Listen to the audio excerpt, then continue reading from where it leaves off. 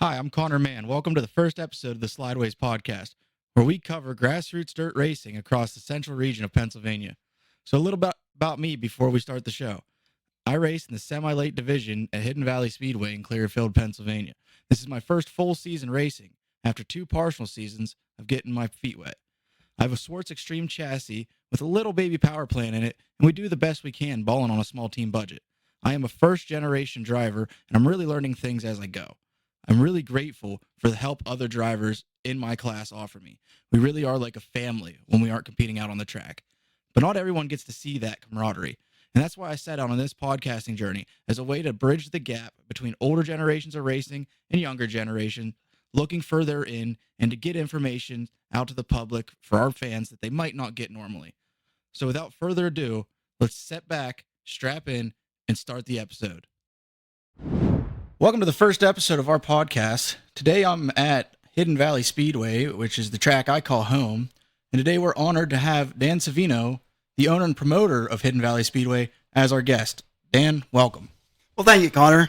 It's a privilege, all right, to be able to be here this evening, talking a little bit about the great sport of stock car racing and letting everybody know about the great storied history we have here in the little Clearfield County about racing. Right on. I just want to give a brief overview of how we're going to run this today. I have about 8 to 10 questions, most of which are from me as a racer and just someone who's looking to get a little bit of information out of you, and a few write-ins from our community. And I'm going to turn the show over to you to talk to us about 2023 and what's in store. You ready to go? I sure am. All right, let's get it. So before we get into this year, what can you tell me about your racing background as a driver into a promoter? All right, well, we're going to go back a little bit. You know, you're the young guy, I'm the old guy here, okay? Basically, my stock car racing experience started whenever I was 6 years old at the old Housedale Speedway back in 1958. My uncle and aunt owned a gas station in Asheville, Pennsylvania, right there on good old Route 36 and not too far from 53. So at noontime, when the gas station closed up, my Aunt Berkey would say, "Time to go racing." And that's what we did. She had a Leadfoot, she had a big old Pontiac, and I'd be in the back seat. We'd hit those railroad tracks there in Asheville, and we'd be flying over them, going up to 53, and made the old trip down to good old Housedale. Yeah. And it was an experience that I always enjoyed, and it's taken me to where I am today. Now, what was your first racing experience on a track? Well, I've actually never raced stock car. I've done some drag racing at Peterson Memorial Drag Strip down in good old Tipton, PA, down near Del Grosso's. Was that at the old airport down there? Yes. Yes, it was. So what made you want to make the jump from being behind the wheel to being in the tower and being a promoter? Well, one of the great experiences I've had and been fortunate enough to have, I've been to a lot of different type of venues, whether it be in Indianapolis, Eldora, out the highway from Knoxville. Been to every NASCAR track from Daytona to Michigan. Okay, so I've experienced a lot of different types of racing, and there was a time that probably there for about 7-8 years, I was just mostly focused on drag racing, going to a lot of national events and local tracks, and I really enjoyed it. And then I kind of got away from that a little bit and started going to more stock car racing venues. In 2013, up at Dog Hollow, now I'm predating myself here a little bit. Actually, I should back up a little bit and say in 1998, Dog Hollow Speedway opened up. And from 1998 till 2013, if I missed more than 5 or 6 races up there, Friday night racing, I'd probably be exaggerating because I lived there. Got to know the owner up there pretty well. And, they shut the track down in 2013. And so I approached him, me and another individual, about buying the Speedway. Well, at the time, he wasn't interested in selling the Speedway, but he said he was interested in leasing it. And that's what we did. Prior to that, I tried to open up Evansburg Speedway, and any success there. We were about ready to go open it up, and then some things changed at the very end with the town people and things of that nature. And so, as I say, the rest is history. I opened up Dog Hollow in 2014, ran it through the middle of 2019. I left there and was off a little bit. I was taking care of my mother, who was 98 years old at the time, and so I got away from it. But my mother passed away there at 100 years of age. It freed me up a little bit, although I wish she was still here. But with that being said, had an opportunity to take over Marion Center. Well, we started, but then there were some issues in that, and left there, and then this track here, the opportunity became available. Did a little research and all that, looked at some different things, and decided that it was within my budgetary purview that I could do it. And the Lazier family and we come to terms. I bought everything off the Lazier family, and buying the ground, the facilities off of Joey Castanola that used to have the Speedway here back whenever it was Gamblers. So you made the switch, per se, from drag racing to stock car racing. Was your interest always in dirt, or was it just big motors in circles? Well, it's always been the speed, watching the technology grow. And I'll back up a little bit. The year was 1967. It was either 67 or 68. I'm not exactly sure.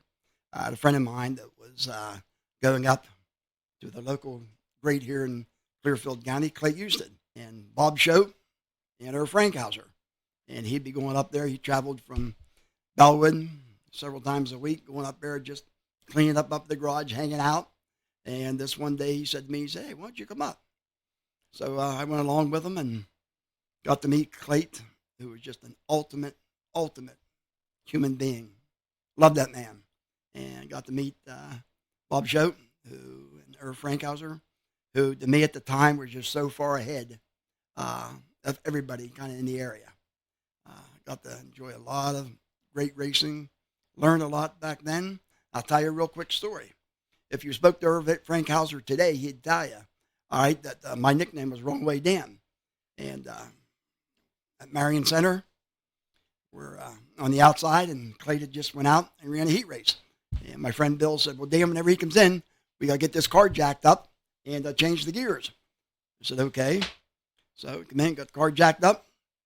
And my friend Billy said, "Dan, now I'm going to take that case off.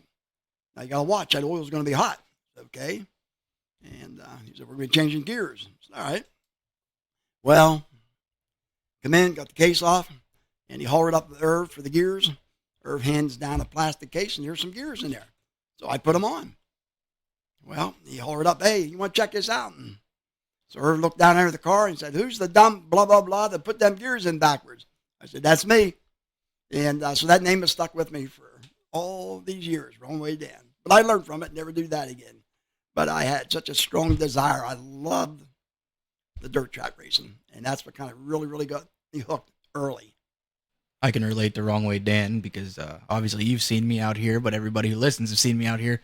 Not too often you see the 21 car facing the right way, but we keep the tires on the ground, so I guess that's a win for us. There you go. So this is more of a conversation question, and it's one of the harder ones to talk about, but it's going to answer a lot of questions for people out there, for you as a promoter and for us as drivers. It seems like there's a fine line between pleasing everybody at a racetrack while creating a fun that allows you to continue to improve the track and the experience. How do you walk such a tight rope, keeping racers happy, fans happy, and staff happy? Well, yeah, that's a great question. Okay. I wish I had, the magic bullet to answer that, but all I can tell you is this. If you try to make everybody happy, you're going to drive yourself crazy. All right. I've always had a guideline, and I try to set up a format that kind of works, okay, for most people. But racing has a lot of different personalities. I've always said, whether you're the owner of the facility or whether you're the promoter, you got to be a glorified babysitter, you got to be a psychologist, and also a psychiatrist, because you're dealing with so many different personalities. And a lot of things have changed in the racing world since I've been involved. Back in the day, I can remember going to all the different tracks, and when you looked in the pits, the back gate always paid the purse. You average 7 people per car. If you look at statistically today, especially in your grassroots tracks, place like Hidden Valley, Hummingbird, Marion Center, even the former Dog Hollow, Latrobe Speedway, all these tracks are now, you average 3 people per car, okay? Which has caused a major problem for grassroots tracks whenever it comes to, the numbers, money. So where do you make changes? You have to do basically two or three things. One, you've heard that 1,000 times, fans in the stands is what pays the bills. Uh, you have to have good sponsors. And you have to always be kind of on the cutting edge and looking on what we can do to keep the excitement in the racing program. But like I said, there's a lot of things that have changed over the last 25, 30 years, of racing. I'm going to skip around on my questions here because you bring up a good point about fans in the stands. And one of my goals, being a younger driver and a more technologically advanced driver compared to some, is to bridge the gap into a younger and more modern fan base, whether that's through social media engagements, I play video games, I stream on Twitch, iRacing and stuff, going to different shows, car shows and stuff that are aimed at younger people to bring in people that are outside of the normal racing bubble. Do you have any plans or ideas that we should expect to see to bring in to bring in the next generation of racers from a non-typical demographic? Yeah, I actually do, and I think some of it's going to be implemented this year. The days of just running, personally, in my opinion, of maybe for a grassroots tracks of running 4 classes is pretty difficult, okay? You have to be diversified. Now, one of the big things, give you an example up here at Hidden Valley. When I took over, I said I wasn't going to run the supers, all right, because the super late model racing has changed dramatically, okay, in the last 5 years, okay? So when you look at the age demographics of the average super late model fan, the really late fan, it's going to be 50 and above, okay, because they're going with a lot of history. Now, when you look for that younger fan base, what are they really, really looking for? So what we're doing this year, we're bringing in the 270 micros. The 270 micros is a young demographic. We're bringing in 600 micros that'll be racing here, okay, about 10 times this year. And then there's another class I'm bringing in that'll be racing here several times during the year. And that's with the All-Star Legend Series. If you look at a lot of the Legend cars, there's a lot of youth running them. And so it's something new, it's something different, and they really get these young kids maybe kind of, wanting to, try this here, this great sport of ours. The other thing is that when you look at the go-karts, tracks out there, it's kind of a feeding ground for the next step up. So getting youth involved is critical to this sport. There's no doubt about it. I think Hidden Valley is the next step up for a go-kart racer, in both size-wise and speed-wise. We have a great short track here. It promotes some great door-to-door racing, and in those smaller cars, it will seem like more of a speedway experience for them, but get them ready for that next jump up from maybe quarter midget to a 270 to maybe a full-blown sprint car, 305, 360, or 410 someday. So piggybacking off that, one of the things that's nice about those cars, the 270s and 600s, are they're cheaper to maintain and cheaper to build. In racing is becoming increasingly expensive and harder to get into for people. Is there any talk amongst track owners and promoters to go back to more fair classes? An example being splitting up 4 cylinders into 2 different classes, like a strictly stock to a modified 4-cylinder, or returning the semi-late class late models to a tighter roll package, allowing it to be an easier stepping stone out of pure stocks. Well, there's a couple different ways of looking at that. If you talk to any racer and you talk to them one-on-one, they'll say racers are their own worst enemy. Everybody wants to go faster, okay? Everybody wants to be in that top 5. And there's nothing wrong with having those type of aspirations. But here and again, cost-wise, it's extremely expensive. Back in the day, I'll just jump up to a super. Guys could put a good super motor together for $10,000. All right, not now. If you're going to be in a competitive, car, you better have at least a minimum of $40,000. Okay, and you can go out there and run for less, but it's a lot of money. But as you were saying, the lower classes there, yes, that is where, from a cost, nothing's cheap in racing, but from a cost-effective standpoint, when you look at the whether it be a 4-cylinder, their class, or a 270, a dwarf car, these are cars here that are much more affordable. And to get somebody there started in racing, that would be the way as far as I think, with the future. because I've seen it where guys try to get to third base before they're even out of the batter's box. It just doesn't work. Maybe there's a few out there, but for the most part, it doesn't work. And I think from a foundational standpoint, you have to creep before you crawl and crawl before you walk. And I've seen this over the years with some racers that started out in the four-cylinder class. And I'll just give you a great example. John Lee, local racer. John Lee raced up at Dog Hollow Speedway whenever I had there in the pure stock class. And now John Lee is one of the top supers in our area. John made it out to Gateway this year for the Nationals out there and represented the area, quite well. So, I mean, that's a situation there where John did it, to me, the correct way. He worked his way up through. And I think that's some of the goals when I see some of these tracks what they're doing. Give me an example. Up at Clinton County. They've got a very good program up there for their micro sprints where they start out the 270s and then they feeds them into the 600s and the 600s up into 305 sprints. It's a great feeder system. And that's one of the reasons why this year, I know I might be jumping a little bit over all around. However, that's fine. Yeah, we're doing a coalition here with Clinton County Speedway and with the 270s and the 600s and the Pro Stocks. Pro Stocks is something that I'll talk about a little bit later on. But here again, when you look at if you go to a track like Clinton County, you'll see they're averaging like 22 to 24 270s down there every week. 600s are down a little bit, but they still get anywhere from 10 to 15 of them whenever they're running them. And that's something there that I'm excited about because we're going to be doing a points fund, with them down there. So I'm excited. They're excited, and I'm really looking forward to bringing them up here to Hidden Valley. They ran here before years ago, but now we're bringing them back on a full-time basis. So I'm excited about that. All right, I got two and a half more here for you. They kind of jump around, so we'll go with last year was your first year promoting Hidden Valley. How do you think it went, and were there any obstacles that you faced were unforeseen and you feel like you were able to grow from them or make the best of them and learn? Well, one thing about it coming up here to Hidden Valley, being the fact that I'm a newbie, nobody knows me really, up here, and coming into a whole different territory. It was a challenge, but we had some great people up here working at Hidden Valley. Got some very good staff, and I think I bonded with them pretty well.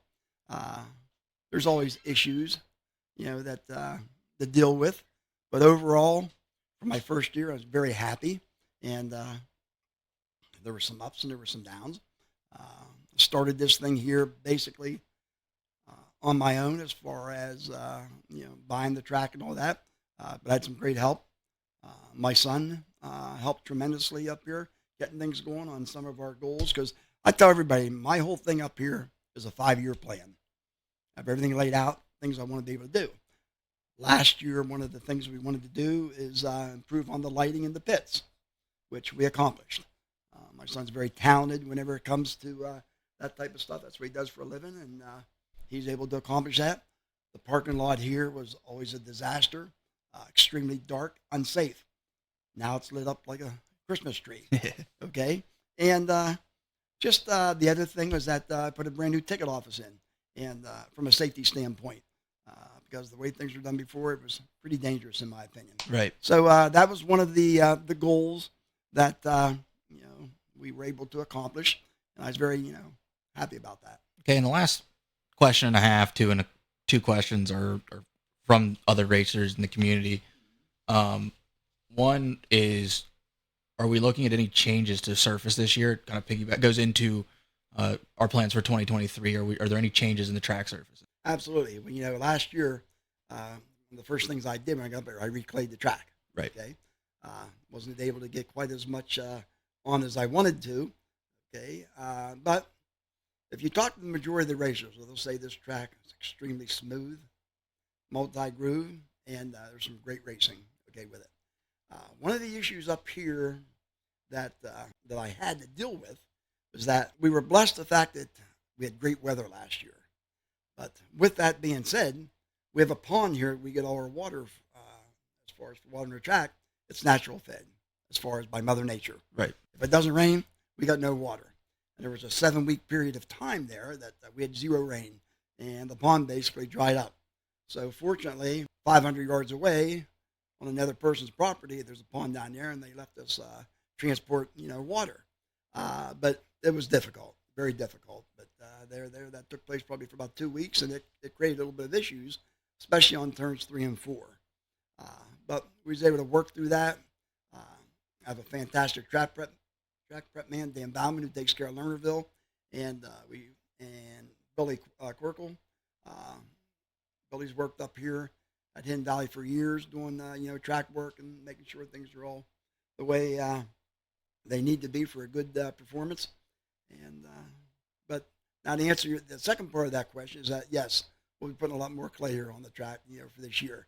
Just waiting here for Mother Nature to cooperate a little bit. She's been teasing us. Oh yeah, she has been teasing us lately. Absolutely. But one of the other things that really I think is going to make a difference, the Lazier family, fantastic people. I have all the respect in the world for Rodney, Kathy, and Jen of reopening this year track. Several years ago, after being idle there for a while, and they worked their tails off getting this place going. But one of the problems you have here is that there's really very limited equipment. When I took the track over, it basically a grader and a water truck. Well, that's okay, but you need other things. So recently, I just purchased aerator from Valley Speedway. I purchased the tire box roller from them, and I purchased scales. So these are all some of the things that we'll be implementing this year as far as the two pieces of equipment that will really make a difference with track prep. And the scales is something that will get back operational because of the problems we had with the existing scales here. Right. So I better get some leads, what he's saying. And the other thing I want to let you know, last year my son dug some temporary ditches because there's always been a problem on 1 and 2. And we got those ditches working pretty decent.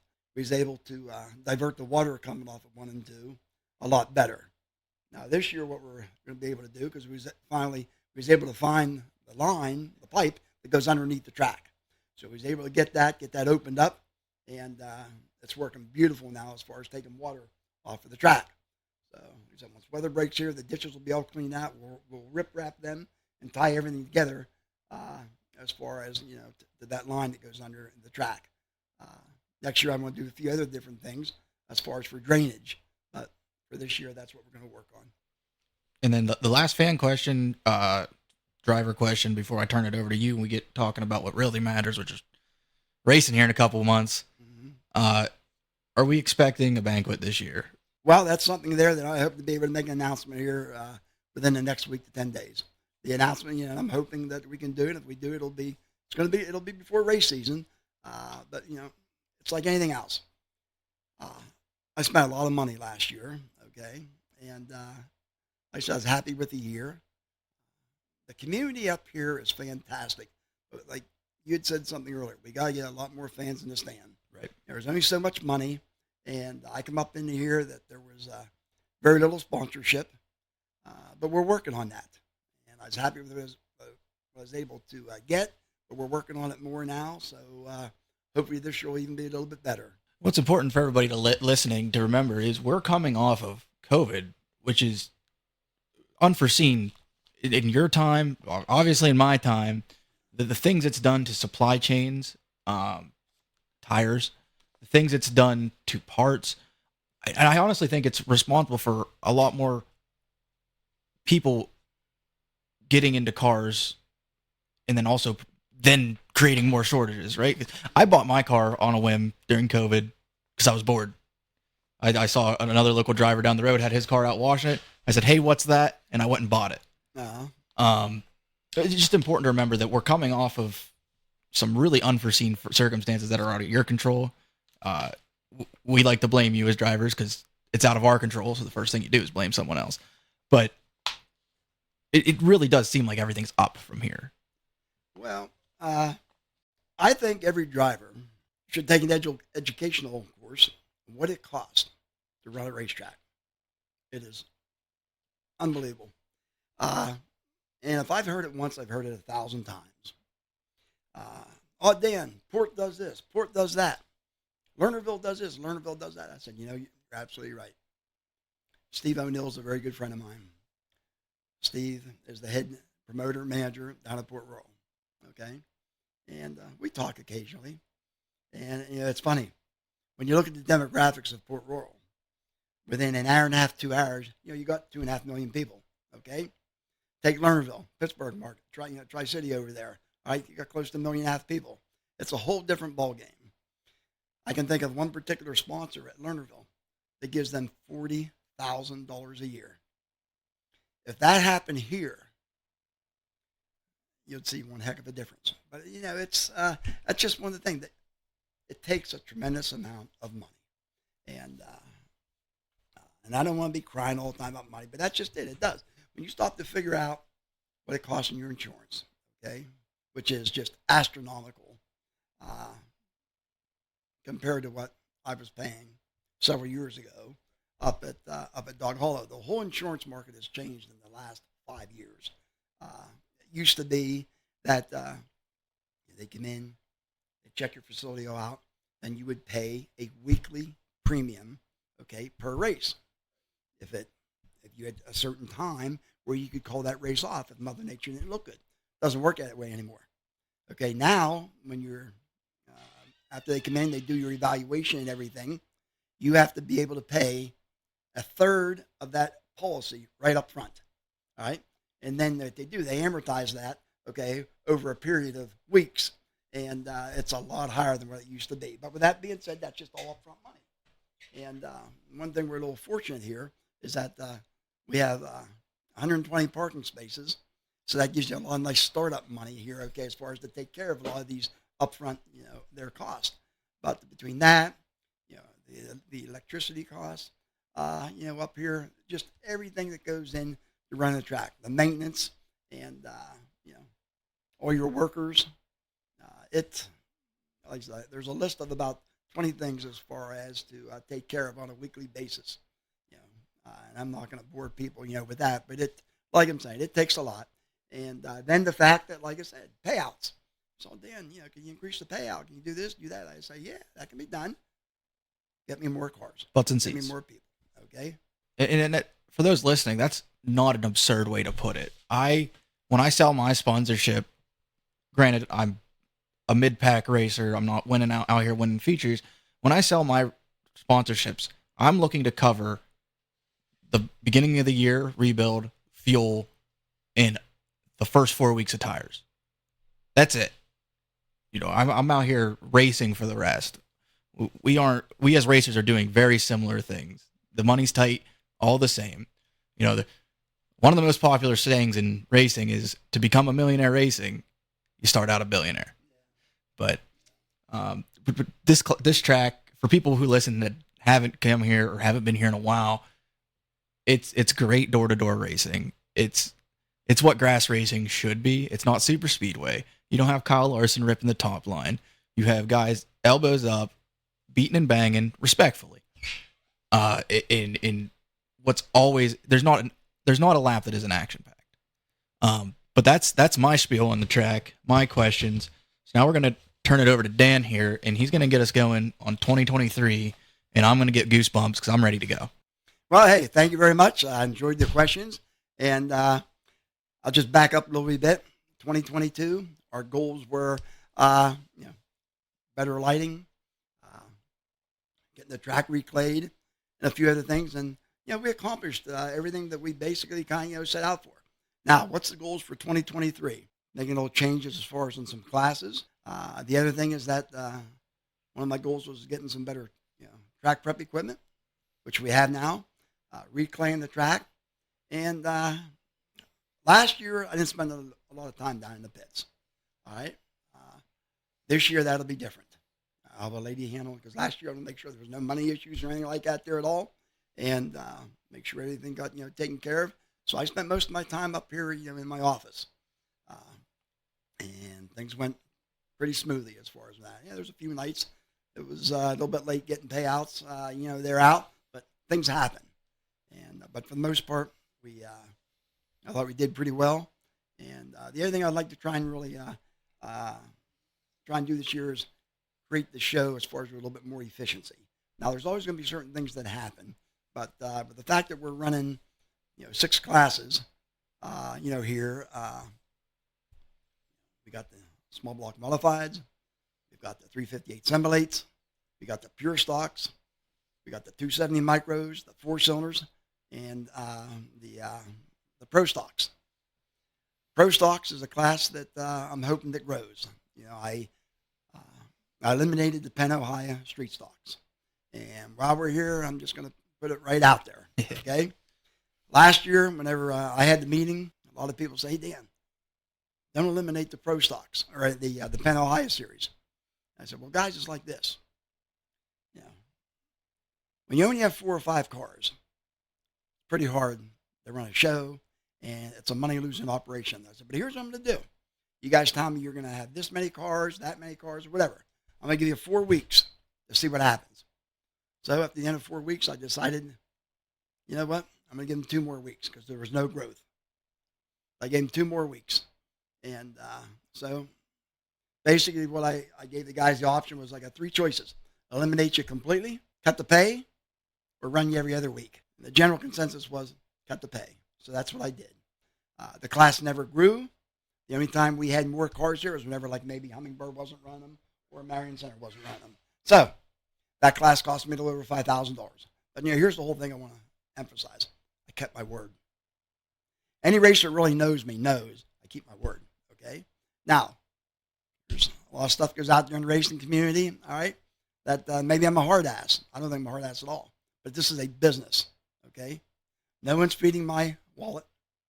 It's mostly with me, some sponsors, and money coming in, okay, from the track. And I had to make a conscientious decision that you're running that class. You got guys out there spending $25,000, $30,000, $35,000, in that class, which I have my own feelings about. But hey, everybody has their own idea on that. I love old style street stocks. Now, a lot of people have come up to me and said, "Dan, bring back the old style street stocks." Well, that is that's easy to say, but it costs a lot of money. Okay. So, down at Clinton County, they run a pro stock class. Not a whole lot of difference between that and the pure stock. The Clinton County pro stocks down here basically have a 358 motor combination, same as the pure stocks, but they run a 2-barrel. And a pure stock here, you're allowed to run rear weight jacks. There, you're allowed to have both front and rear weight jacks. There's a couple of other odds and ends, but basically it's an affordable class, and down here they're averaging 14 cars. Okay, they've had as many as 21. So we're going to bring them in here, and we're going to see what's going to happen.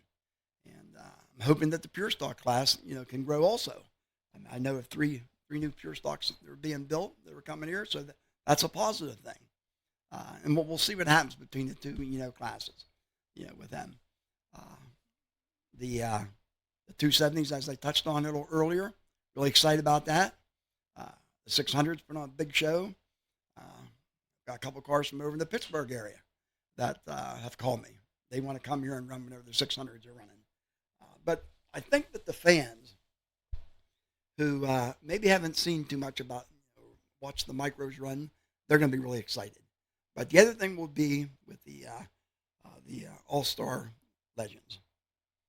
There's 2 other tracks that was running them because the series is based out of Charlotte, North Carolina, and they're running at Winchester and Natural Bridge, and they were looking for a 3rd track up here north to expand, and I was recommended, and I got together with this gentleman who's running this up here. The 2 cars he ran in the truck series with NASCAR. He's got a lot of NASCAR experience. So I'm looking forward to that because, like I say, he has a lot of experience, and we're looking at some exciting things all down the road. I've brought them in for my Halloween Madness race at the end of the year. It's a 2-day deal. And that'll be a regional event. And last year when they did at Winchester, they had 128 cars. So that's one of my goals. Okay, that'll be exciting whenever they come because they put on one heck of a show. They're powered by 1200 and 1250 cc, motorcycle engine. These cars are light and they fly. A track like this here at Hidden Valley is just right up their alley. Oh yeah, I've seen them run down at East Bay Speedway in Tampa, Florida, and they get it. And they're fun to watch. Both looking at them and the racing they provide are great, and they'll thrive on a small track like this. Oh, I think they will. And one of the other things that I do want to mention is that, when the track reopened up here, and that's what I say, I give Kathy and Rodney and the whole family big kudos, tremendous respect for them. But naturally, in racing world, fans come up, Dan, you ought to do this, Dan, you ought to do that. Can you make this change, make that change? And like I tell them, a lot of things can happen. If you want to happen sooner, get your checkbook out, okay? And but one of the things I am going to do is one of the biggest complaints is the pit concessions, okay, of where they're located. People hate going up and down that hill. Well, I'm not sure if it'll happen this year. It's one of my goals to get done, but I'll be putting brand new concession stand, down in the pits, and so that's one of the. Now that would be nifty. Yeah, it's actually one of the things my wife wanted to bring up was going to take it, because come racing with kids and kids in the pits, there's two places they want to be. That's the bathroom and the concession stand. Right. Not nowhere around the car. And she walks up and down that, her calves are burning. Yeah, well, like I'm saying, that's if I had to look at a percentage-wise, because I try to keep track of a lot of things. I love doing numbers and statistics and that, but probably 85%, somewhere in that area, people want that concession down in the pits. So, we're looking at it. And the other thing I'm trying to do here, because infrastructure up here is critical. There's just a lot of things. The track is 30 years old, actually going on 31 years. And there's a lot of things that need done. So we're looking at some electrical upgrades. Just a matter from a safety standpoint, there's some things that have to be done. And it's all on our 5-year plan. And hopefully come next year at this time, we can be doing this podcast and we can be doing some updates on things that took place. And then what I have planned for the 3rd year. Yeah, I mean, I definitely want to get you on next year. I wouldn't mind a mid-season one just because. Absolutely. I want to go over those sprint cars when I see them. It's been on my mind getting out of a late model and into a micro just for the cost. And light. I don't need a bigger truck. I can just take it easy a little bit. Plus, it was pretty stupid on my part to jump into a late model for my first car. I've been told plenty of times, but. Well, I mean, if you don't mind there, Connor, I'd also like to expand a little bit about on our schedule. Yeah, let's talk about it. I mean, I think we have a very, very good schedule, for my 2nd year here. We've got some great racing, got some good specials as far as we just put the downloadable out here about a week or so ago. But, this is super late model country up here, and it's also modified country. Tremendous amount of history. And we're going to have a national tour racing here on July 1st with the Modified Mafia Tour. That's going to be a big race.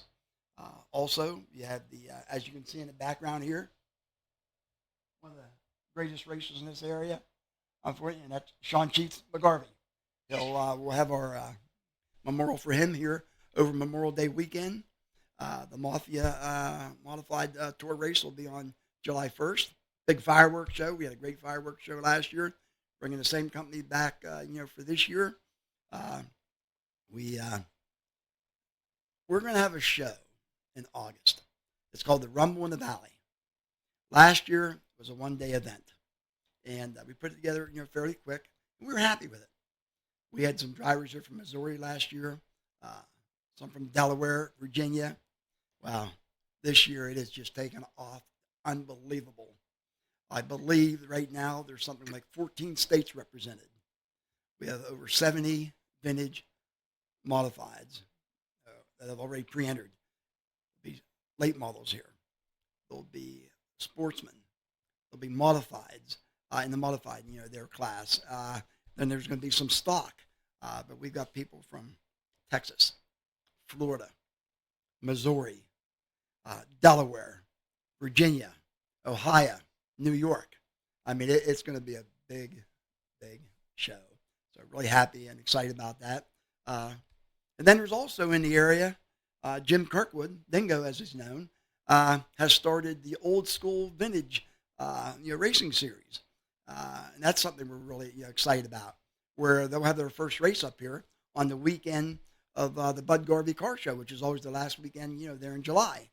And I highly recommend anybody that's never been to Bud Garvey's museum up in Osceola Mills to go. There is so much history there; it'll just blow your socks off, in plain words. And plus the fact that you get a massive car show up there. They usually always have over 300 cars of all different types. It's just a great, great venue. And then from there that day, we'll have our first race here that night with the old school vintage modifieds. Then there's a couple of memorials. We have the Jess Mayhew memorial back this year. We have the Faye Lumadou modified memorial, here. And then just recently, I just made an announcement that we're going to have the Marlon and Jean Lazier memorial for four cylinders, because they were very instrumental in whenever this track was built, 30 years ago. The one gentleman, he did a lot of the electrical work and stuff here. Rodney and Randy, they did a lot of the excavating and all that. So it's just another way to honor and show how much respect we have for the Lazier family and what they've given to this, this community. Because this track has had, it's had some of its ups and downs. It opened up in 1992 and ran for many years under Randy and Rodney. And then back around, I think it was somewhere around 2003, Joey Castanola, he got the track, ran it for a couple of years, and it was called Gamblers. And then from there was another gentleman, I believe the name of Dick Dello. He ran maybe for a year or so. And then I think around 2012, Jeff Taylor came in and changed the name of the track. It was called AMP, American Motorsports Park. He had it for a couple of years. And then it sat vacant for a while. And then the Laziers reopened the track up there in 2019. Leased it off of, Joey, because Joey owns the facility, here, which I'm buying from. And they did it for 3 years, and it's a lot of work. And Randy and Kathy and all of them, they're not getting any younger. And that's why they just decided that there was more work than what they wanted to, get involved with, week in and week out, because they've other things that they wouldn't be able to do in their life. So with that being said, I purchased it, and here we are. Here we are having a podcast in your office overlooking the track. A view I don't get to see too often. Like I said, I'm usually facing backwards in turn 4, but yeah, I mean it really is a great track. Yes, it is. Yeah, definitely. But I mean, I'm excited. I travel 68 miles about every day, up 68 miles back to Altoona. Stay over occasionally in that there, but hopefully I can make some changes about that, so I'm not traveling as much, here once the season gets going. But with that being said, I'm excited. We just need some Mother Nature to, cooperate. We get a few things here ready. Our first test and tune is April the 15th. Then we have our second test and tune for the 22nd. Then we're opening up for the race called the Springtime Spectacular. Now, this is a non-points race. I know some tracks have a different philosophy than what I do, but that's okay. If we were all cookie cutter, it wouldn't, yeah, absolutely. I don't believe, myself personally, that you ever should put a race venue on the first race and have points. Guys work hard, they get out there, they can have some problems, or maybe they're not ready, then they get behind, okay? Where the Springtime Spectacular will be a race, I think it would be 8 classes here. We'll start earlier, that day, just for all the different classes I want to be represented here that are going to race at Hidden Valley. And that way they get a chance to go out and race, shake their cars down, and if they have to make any adjustments here or there, they've got that week to do it. So to come the following week, they're ready to go. They're ready. Okay, that's when points starts. And it'll be nice, just, you might have that one driver, those 2 drivers that say, am I going to race here this year, or am I going to travel somewhere new? And this being somewhere new, they might come here, try it out that Saturday, and they're going to fall in love with it. They don't really have a choice. Yeah. Well, if things go the way we plan, I think that some of these new guys, once they get on this here track, I think they're going to really like the fact that it's a pretty well maintained track, very smooth, very racy, and Hopefully, there's a few things that we can do at the track that will be an improvement over last year. Because we've had some very good racers up here that have raced here for years, and it was very nice to get a compliment that basically said that, hey, the track was good in the past, but they've never raced on a track here that smooth and that bitey. And I'll be the first to say the clay, it's not bad. It's not what I want. But to reclay this track, that really, with the type of clay that I want, okay, is going to be big dollars. So I have to work with what I have. And we got through last year pretty well, and I think we'll be fine, this year also. Yeah, I mean, my only gripe, like, I don't know from a hole in the wall here. Last year was dust, and, you don't look like Mother Nature to me here as I'm sitting across from you. It's nothing, you can't control the rain, and if we don't have the water in the pond, there's nothing we can do. But even then, the nights that the dust was bad, the racing was still good. Right. Well, here's one of the issues. When this track was built, turns 3 and 4 are different than 1 and 2. 3 and 4, they got down so far, they hit nothing but solid rock, okay? And it's pretty hard to be able to prep that because whenever you got so much rock right at the surface. And initially, like I said, we put about 6 inches of clay on, there last year. And, hey, it doesn't stay on here. And, it's going to go. But then we put some more, their clay on. But we changed a few things. Once we were able to get by those couple of weeks that were really tough and we couldn't get enough water on the track, then we made a few changes. And it definitely made a difference, after that. I think overall, when you look on the consistency of the track for the whole season, the track was in pretty good shape. Okay? I've only ran one other track in my career. It was a Friday night up Thunder Mountain 2 years ago now, and I've never felt a rough track. My ribs felt like I just fought Tyson. Yeah. From my seat. And no disrespect to Thunder Mountain, It's just my what I am used to is a smooth track here, and it's been smooth. Right. Well, I have the good fortune of being in this here business now for about 9 years and promoting and that.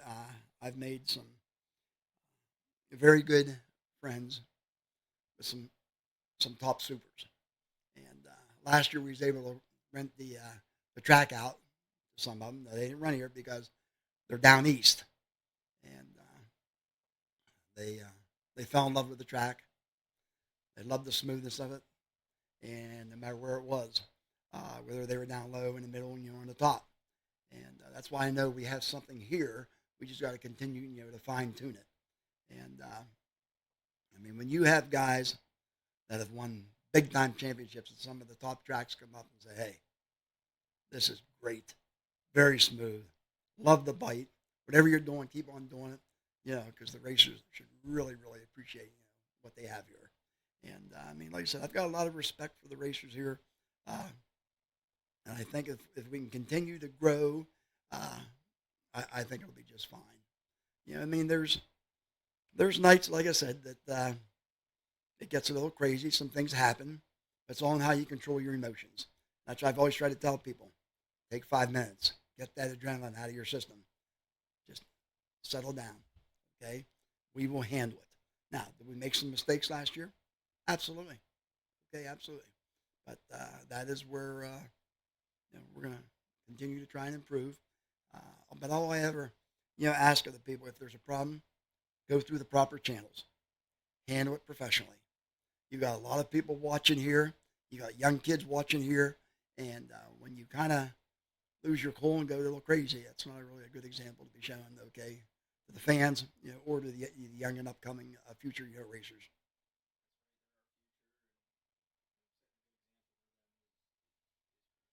Yeah. Oh, something I did want to, I just noticed on here, something I did want to mention here is that we put together an ATV UTV race last year. We had a lot of requests for that towards the end of the season.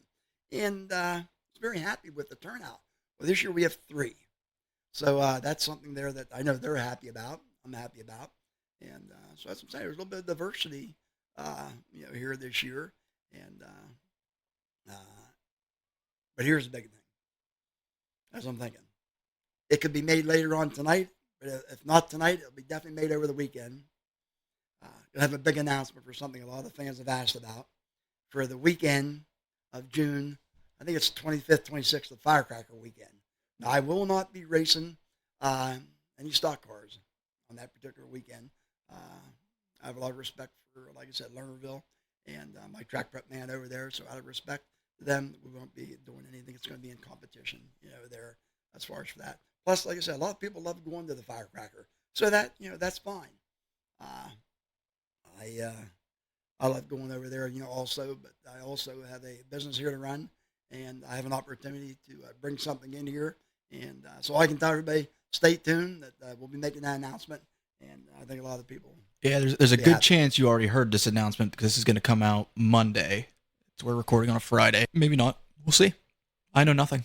I think I've pretty much covered everything. If there's any other questions you have or whatever. Oh, I'm chock full of questions, but we sit here till the night's young. Oh, I'm sure we could. And the only thing I will say this, if I can. Absolutely. To any of our fans, to any of our racers, if you have any type of questions or anything like that, whether it's pertaining to racing, whether it's pertaining to the track, anything like that, I'm very open.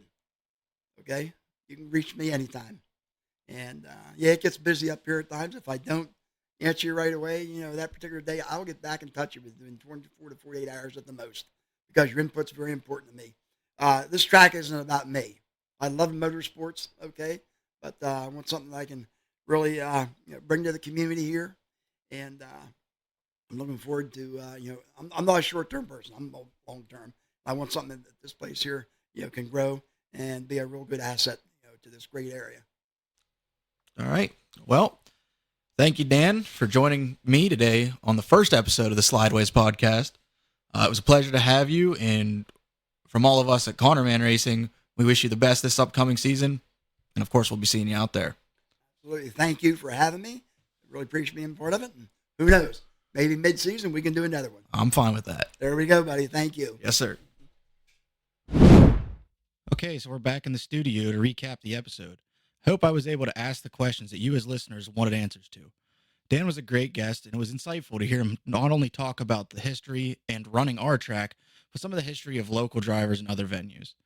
And if I'm being honest, and I'm just a new guy to the sport, I don't really think the 2022 season was ran that badly. So we really all need to continue to support the track and do our part to improve what we have. Dan is more than open to suggestions if you come at him with a level head and a good foundation for your ideas. We talk about some things off the show, and when I have him back mid-season, I really think we're going to talk about those same things on air for y'all to hear. Even if you don't like this man, we as racers don't want to see him fail. Hidden Valley is a great short track venue, and there aren't many of its kind left. We don't want to lose it. So let's let this man cook, see what changes he can bring. As fans and competitors, let's be courteous and offer our opinions in a manner that we can make change for the racing community and still put on a hell of a show. Thank you all for listening. Feel free to offer any feedback to the show, and I look forward to talking to y'all next week. And of course, special thanks to my sponsors, Alpha HVAC, My Neighborhood Furniture, Thunder Tattoo Studio, and Swartz Extreme Race Cars.